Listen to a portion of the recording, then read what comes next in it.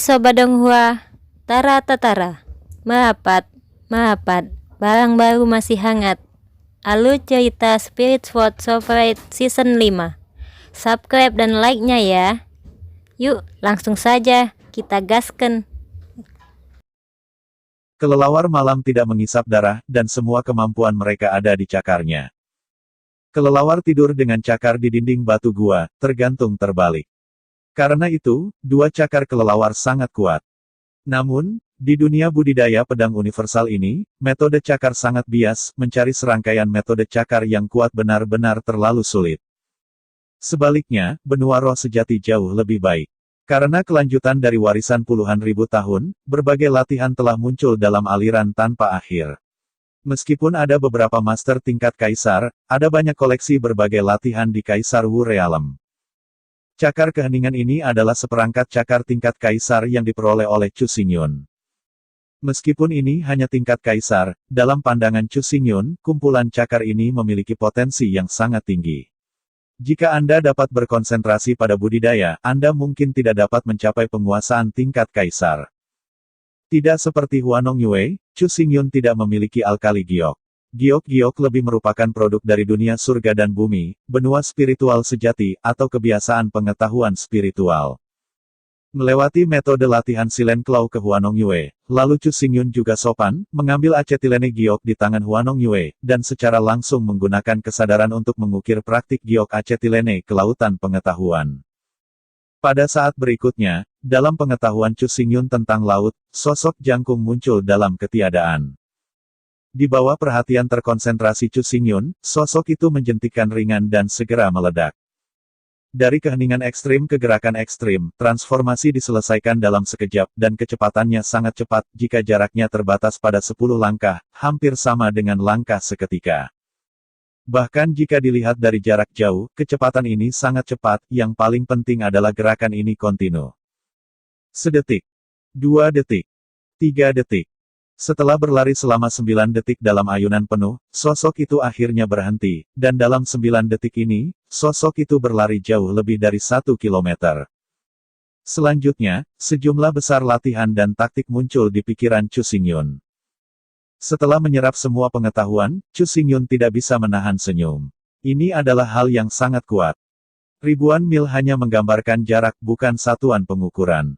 Pada akhirnya, seberapa jauh Anda bisa berlari, terutama tergantung pada energi. Selama energinya cukup, Anda bisa berlari tanpa batas. Secara teori, selama energinya tidak habis, Anda bisa berlari tanpa batas. Sangat disayangkan bahwa teori hanyalah teori, dan sebenarnya tidak mungkin disadari.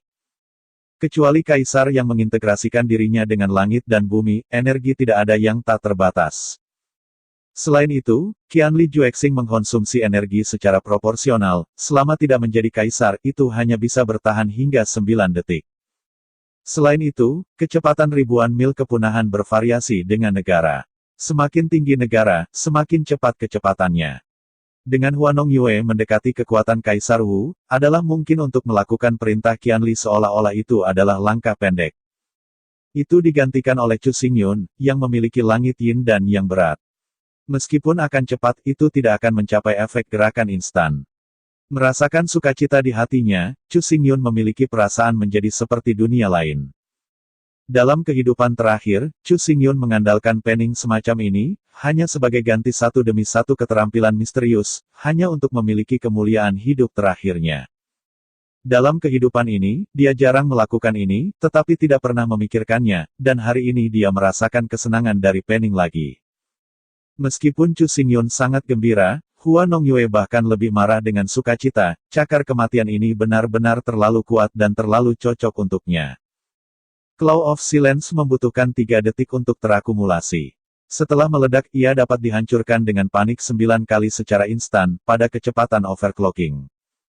Jika tidak ada hitam yang disembunyikan, cakar kesunyian akan menjadi sampah, tidak ada yang akan konyol membiarkan Anda mengumpulkan energi selama 3 detik. Namun, keberadaan Heidin memungkinkan segalanya terjadi. Dengan Black Hidden, Claw of Silence, dan 1000 mil jauhnya, siapa yang dia takuti? Stealth mendekati target, membunuh target dengan Silent Claw, melepaskan diri dari 1000 mil, sempurna. Setelah mempelajari Claw of Death, Huanong Yue berbalik dan pergi, dan sekarang dia tidak punya apa-apa untuk diminta. Black Hidden, Silent Claw, ribuan mil jauhnya, selama ketiga aksi ini terlatih dengan baik, itu sudah cukup untuk menjadikannya seorang master. Saat Huanong Yue pergi, hanya Chu Xingyun dan Gu Men yang tersisa di ruangan. Melihat ke depan untuk melihat Chu Xingyun, Gu Men sekarang mengerti, jangan melihat dunia rendah Chu Xingyun, tapi dia adalah orang dengan kemampuan nyata, selama dia mau, dia bisa melakukannya. Namun, Gu Men percaya bahwa tidak seperti orang lain, sistem pertarungannya telah disempurnakan, di dalam Akademi Jiuxiao, 1 lawan 1 hampir tak terkalahkan. Dalam keadaan seperti itu, bagaimana bisa Chu Xingyun membesarkannya? Melihat Gu Men dalam-dalam, Chu Xingyun tidak mengucapkan sepatah kata pun untuk waktu yang lama. Ketika hati Chu Mankan sedikit berbulu sepanjang waktu, Chu Xingyun sangat terkejut dan berkata, "Tubuh emasmu yang tak terputus tidak pernah digunakan di depan umum. Apa, kamu?" Mendengar kata-kata Chu Xingyun, Gu Men dengan ganas berdiri dengan ekspresi ketakutan di wajahnya. Semua orang di Akademi Jiuxiao tahu bahwa Gu Men adalah logam dan Wuling adalah banteng. Gu Men cakap dalam menginjak-injak brutal, tabrakan brutal, dan serangan brutal. Tapi tidak ada yang tahu bahwa Gu Men memiliki bakat tubuh emas tingkat seni bela diri tak terkalahkan. Tubuh emas yang tak terkalahkan, pernah diklaim terbuka tidak buruk. Bahkan Kaisar Zun tidak bisa melukai keberadaan tubuh emas yang tak terkalahkan, yang hampir sama dengan tak terkalahkan. Tampak kaget pada Chu Xingyun, Gu Men adalah pertama kalinya ia terlihat memiliki fakta bahwa ia memiliki bakat Wuling. Melihat ekspresi terkejut Gu Men, jujur saja, Chu Xingyun sangat serakah, jika dia bermusuhan, Chu Xingyun pasti akan menemukan kesempatan untuk membunuhnya dan melahap bakat Wulingnya. Sangat disayangkan bahwa Gu Men tidak hanya rekan satu tim, tetapi juga seorang di Heart yang setia kepada para pengikutnya. Tidak peduli seberapa bodohnya Chu Xingyun dapat membunuhnya. Meskipun Tian Wuling jarang, itu bisa dipenuhi. Dan ada beberapa orang seperti Gu Men yang sangat kuat, tetapi sangat setia, terlihat di seluruh dunia. Selain itu, Gu Men benar-benar terlalu kuat. Selama dia mengolahnya dengan baik, dia akan cukup untuk dibandingkan dengan siapapun di masa depan. Tubuh Gu Men melawan langit dan kekuatan brutal. Serangan barbar dapat mengejutkan target. Tabrakan brutal dapat mendorong target menjauh. Menginjak-injak brutal dapat mengejutkan target. Ditambah dengan keadaan tak terkalahkan dari tubuh emas yang tak terkalahkan, itu benar-benar sempurna. Kesempurnaan Gu Men bahkan telah mencapai titik di mana Chu Xingyun sedikit iri. Chu Xingyun belum pernah melihat seorang prajurit yang sempurna dikombinasikan dengan dua dunia. Tentu saja, tidak ada orang yang sempurna, meskipun sempurna, Gu Men juga cacat, dan cacat ini hampir tidak dapat diperbaiki. Kekurangan terbesar Gu Men adalah bahwa ia tidak memiliki senjata yang berguna dan keterampilan tempur yang sangat baik. Ini secara langsung mengarah pada fakta bahwa Gu Men tidak mudah terluka, tetapi juga sulit untuk secara efektif menyakiti orang lain. Dengan keterampilan kontrol pria purba yang kuat dan pertahanan tubuh emas yang tak terkalahkan, jika ada prajurit kekaisaran lain dan seperangkat penguasaan tingkat kaisar, itu disebut kesempurnaan nyata. Namun, dengan tinggi dan berat Gu Men, pedang besar itu terlalu kecil untuknya, dan ia harus menggunakan pedang raksasa itu. Namun, pedang besar dari pangkat kaisar dan pedang besar dari pangkat kaisar tidak dapat ditemukan sepanjang sejarah umat manusia. Awalnya ada pedang besar dari kelas imperial, yaitu prajurit roh raksasa, tetapi pedang raksasa telah dihancurkan oleh Kaisar Lingya, jadi tidak ada lagi. Adapun penguasaan tingkat kaisar, ini benar-benar tidak benar. Meskipun pembukaan prajurit roh raksasa adalah penguasaan tingkat kaisar, tetapi itu adalah sisa-sisa prajurit roh raksasa. Itu telah disimulasikan selama ribuan tahun di puing-puing kaisar sebelum disadari-dari. Tidak ada keraguan bahwa Kai Tianzan adalah sekte tingkat kaisar, tetapi tidak pernah ada dalam catatan sejarah, hanya ada dalam pertempuran dengan roh raksasa, dan sekarang dalam pikiran Chu Xingyun, orang lain tidak mungkin tahu. Setelah merenung cukup lama, Chu Xingyun akhirnya melambaikan tangannya, mengambil Kai Tian dari ruang reinkarnasi, dan dengan lembut meletakkannya di depan Gu Men. Melihat Gu Men, Chu Xingyun berkata, "Lihatlah, bagaimana dengan pedang ini?" Mengangguk kepalanya, Gu Men mengulurkan tangan untuk mendapatkan pemotongan langit yang besar, tetapi dia tidak pernah berpikir bahwa dia tidak akan mengambilnya. Dengan napas panjang, Guman membuka Wunyuling. Dalam cahaya keemasan yang bersinar, seekor banteng emas yang tampaknya ditempa dari emas muncul di samping Guman. Taurus itu sangat kuat, dan sepasang tanduk bahkan lebih kuat dan lebih kuat. Anda tidak perlu memukulnya. Anda bisa tahu dengan melihatnya, Taurus ini benar-benar tidak ada habisnya. Wuling cocok. Seiring dengan minuman Guman, si barbar emas menjerit di langit, dan kemudian berubah menjadi langit cahaya keemasan, dan berkumpul menuju tubuh Guman. Di antara cahaya keemasan yang bersinar, seni bela diri barbar diubah menjadi satu set baju besi emas, yang menutupi permukaan tubuh Guman. Helm bertanduk di kepala membuat Guman berani dan tak kenal takut. Melihat orang barbar kuno yang bersinar dengan cahaya keemasan, hati Chu Xingyun bergetar hebat, napasnya mati lemas, terlalu megah, begitu cantik, ini jelas merupakan keagungan bermuka delapan yang unik bagi jenderal. Melihat mata mengagumi Chu Xingyun, Guman He tersenyum dan berkata, ini adalah tubuh emasku yang tak terkalahkan, selama armornya tidak rusak, aku tidak akan terkalahkan. Selama pidatonya, Guman mengulurkan tangannya dan meraih pedang terbuka. Pedang langit sangat panjang, berdiri di tanah, dengan pegangan di bahu Chu Xingyun. Tidak hanya tinggi, tetapi juga sangat lebar, tubuh Chu Xingyun setengah lebar. Meskipun ukuran pedang ini agung dan sombong, Chu Xingyun terlalu nyaman untuk digunakan. Tetapi dengan pedang yang sama di tangan Guman, rasanya benar-benar berbeda, arogan dan mendominasi. Sesuai, bagaimana cara melihat. Tinggi gagang pisau persis di dada Guman, dan dapat diambil dengan satu tangan. Pisau pertempuran ini seperti dibuat khusus untuk Guman.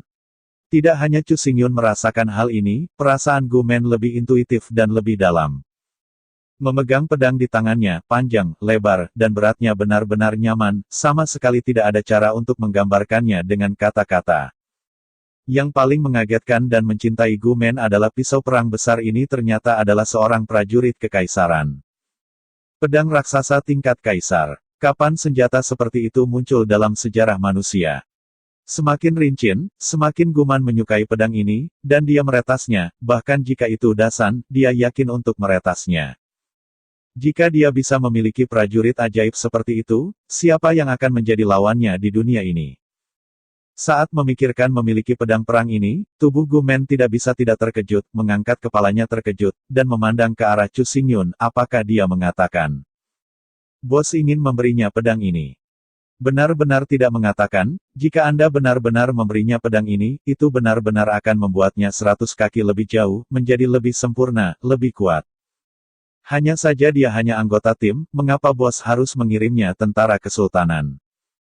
Belum lagi tentara kekaisaran, tidak ada lubang untuk mengirim senjata kerajaan, mengapa?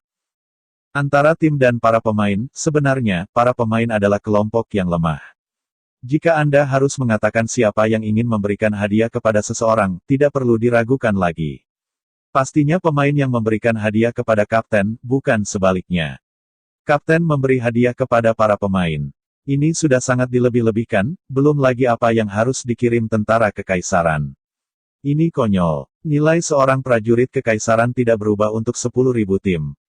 Melihat pria tua yang kompleks, Chu Xingyun tersenyum dan berkata, tidak diragukan lagi, pisau ini untukmu. Apa? Ini.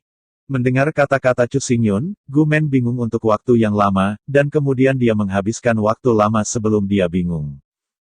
Mengapa? Saya tidak mengerti, mengapa Anda memberi saya harta yang tak ternilai, begitu saja. Menghadapi pertanyaan Guman, Chu Xingyun tidak membuat keributan dan tersenyum dan berkata, tidak ada yang lain, hanya karena kesetiaanmu. Paling tidak. Aku tidak akan mengolah musuh. Untuk sesaat, Guman dengan helm emas dan baju besi emas memegang pisau dengan kedua tangan dan berlutut di tanah dengan satu lutut sebelum melangkah. Dia berkata secara luas, jari kakak laki-laki adalah inti dari pisau ini. Padamkan itu untuk kakak. Berdiri dengan cepat, Chu Xingyun mengangkat Guman dengan kedua tangan dan berkata dengan gembira, karena kamu memanggilku kakak, kami adalah saudara, dan karena kami adalah saudara, kami tidak perlu mengatakan apa-apa. Mengangguk lagi dan lagi, Guman Huan tidak tahu harus berkata apa, tetapi hanya bisa tersenyum pada Chu Xingyun dengan polos. Melihat seringai Guman, Chu Xingyun berkata, saya memiliki satu set ilmu pedang tingkat kaisar. Apa? Teknik pedang tingkat kaisar. Apakah pernah ada di dunia ini? Mendengarkan Chu Xingyun, wajah Gumen sungguh sulit dipercaya, lagi pula. Sejarah belum pernah dicatat. Menggelengkan kepalanya, Chu Xingyun berkata. Apakah aku lupa bagaimana aku mengalahkanmu? Jika bukan karena kelas kaisar, bagaimana aku bisa memenangkan kamu lebih dari 20 pesanan kecil, atau bahwa kamu pikir kamu hanya pemula? Mengingat pertempuran hari itu, jauh di dalam hati Gumen langsung menyalakan api yang menyala-nyala. Ya, bahkan di Nirvana, ia adalah seorang guru yang tak terkalahkan. Jika bukan karena kejeniusan kaisar, bagaimana ia bisa dikalahkan dengan mudah?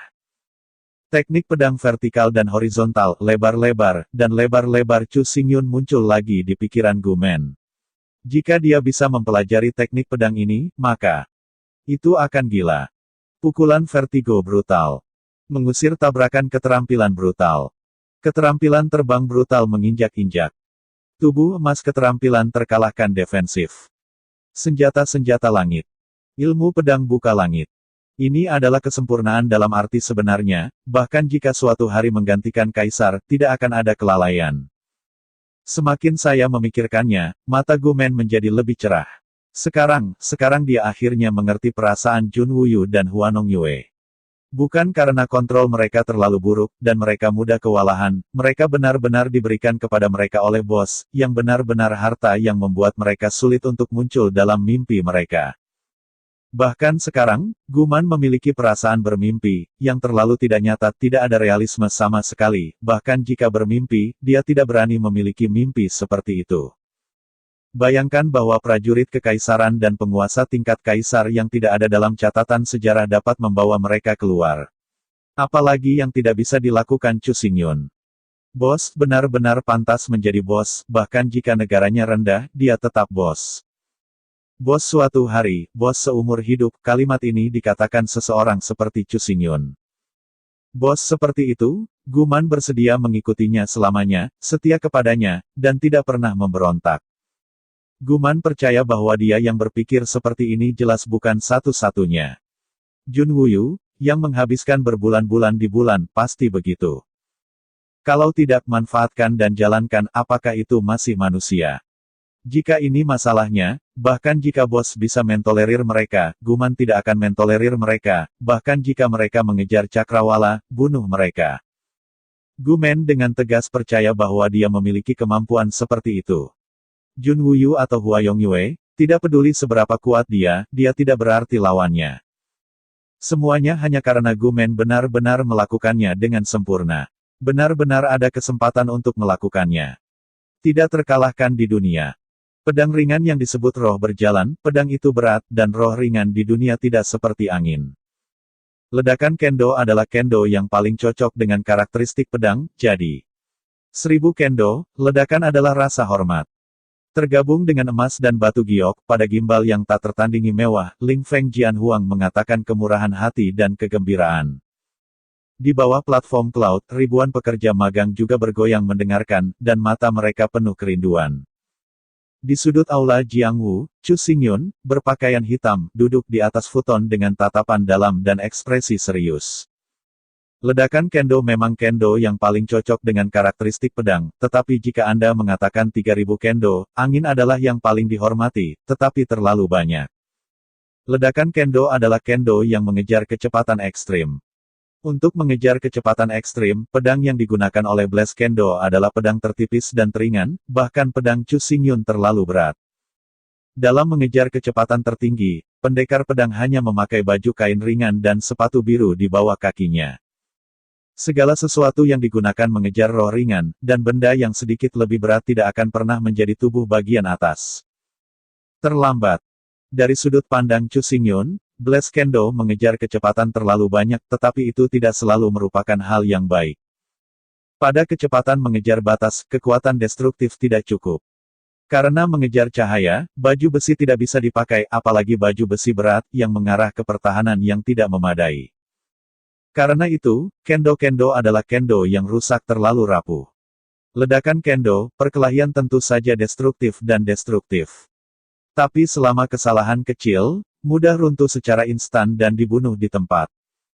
Karena pertahanannya terlalu rapuh, Swordsman Blast adalah yang paling mudah untuk diatasi lawan dengan melompati, dan yang paling mudah dikalahkan oleh orang lain. Untungnya, semua ini tidak ada hubungannya dengan Chu Xingyun. Mempelajari kendo ledakan bukan untuk mengandalkan ledakan kendo untuk bertarung, tetapi untuk mempelajari sistem kendo dari ledakan kendo. 10.000 langkah mundur mengatakan bahwa bahkan jika itu bukan untuk membalikkan teknik pedang, Chu Xingyun juga sangat cocok untuk ledakan kendo. Bagi yang lain, kerugian terbesar dari ledakan kendo adalah bahwa ia terlalu rapuh dan mudah untuk dibunuh dalam sedetik. Tapi untuk Chu Xingyun, sama sekali tidak ada masalah seperti itu. Teknik memotong tubuh Chu Xingyun telah diperbaiki ke dalam tubuh emas hitam, dan kekerasan tubuh tidak kurang daripada jas kerajaan. Bahkan jika Anda telanjang, di ranah yang sama, selama lawan tidak memegang senjata sihir, sulit untuk menembus pertahanan Chu Xingyun. Budidaya vitalitas adalah praktik pemberontakan melawan sifat manusia dan penghancuran diri.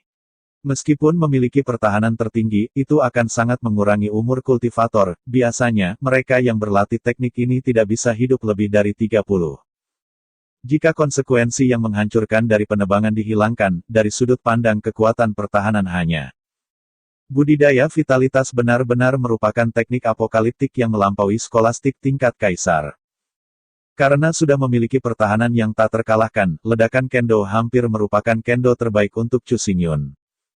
Selama ini, pertahanan Chu Xingyun tampaknya belum tercermin, tetapi pada kenyataannya, itu karena dia telah menantang lompatan.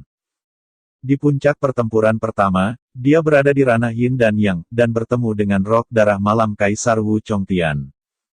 Tetapi bahkan dengan kesenjangan yang begitu besar, Chu Xingyun hanya terluka tetapi tidak mati.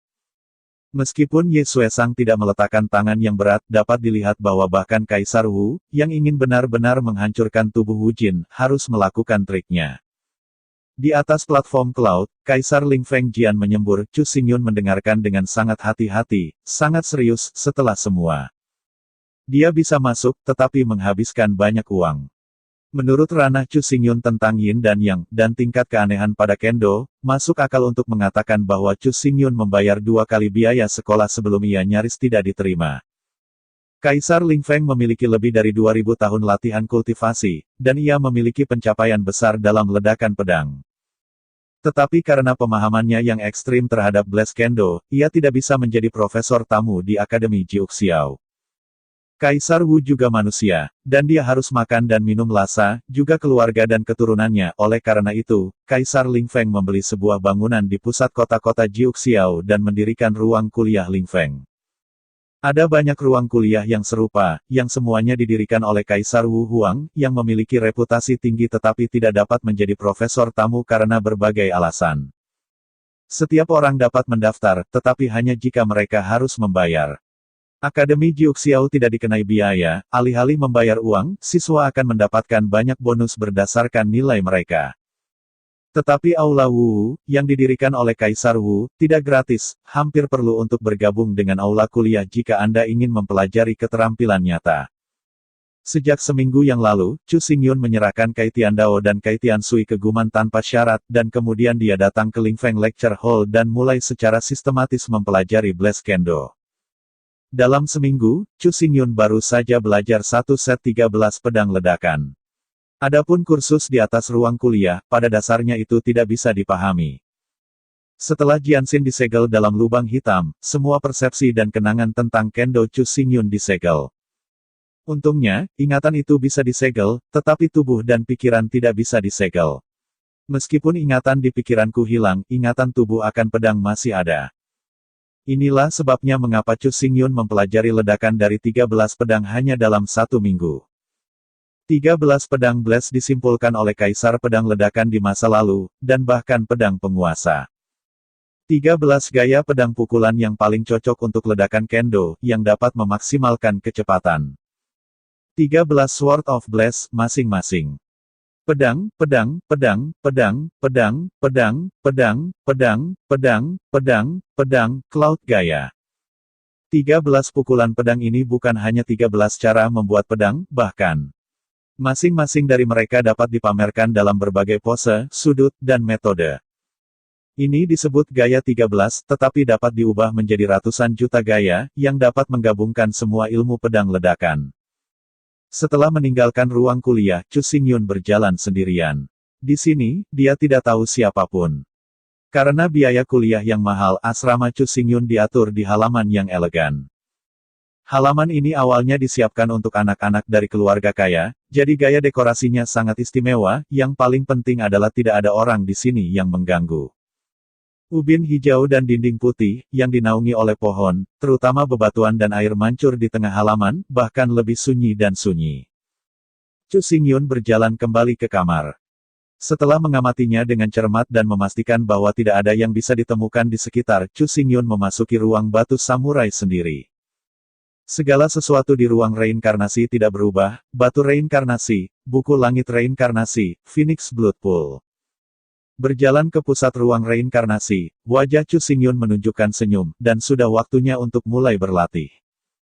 Dengan lembut menarik keluar pedang yang menebas di pinggang, dengan lembut menggosok tubuh pedang, wajah Chu Xingyun tidak bisa membantu mengungkapkan warna nostalgia. Satu-satunya hal yang umum pada pengalaman kedua dunia adalah pedang tebasan ini. Segala sesuatu yang lain seperti awan asap, saya tidak tahu di mana itu tersebar. Pedang udara cincang ini, kehidupan terakhir Chu Xingyun dibawa bersamanya sepanjang hidupnya, sampai dia mati, dan tidak meninggalkan sisinya. Ini juga benar dalam kehidupan ini. Tidak peduli kapan dan di mana, pinggang Chu Xingyun akan menggantung pedang ini. Mengambil napas panjang, Chu Xingyun memegang pedang di tangan kanannya, dua jari di tangan kirinya, dan dengan lembut menghapusnya dari pedang yang memotong pedang kosong. Dengan jari-jarinya, pedang seni bela diri Chu Xingyun diintegrasikan ke dalam pedang holonis, dan pedang holonis secara bertahap berkilau dengan cahaya yang jelas. Oke kakak, terima kasih.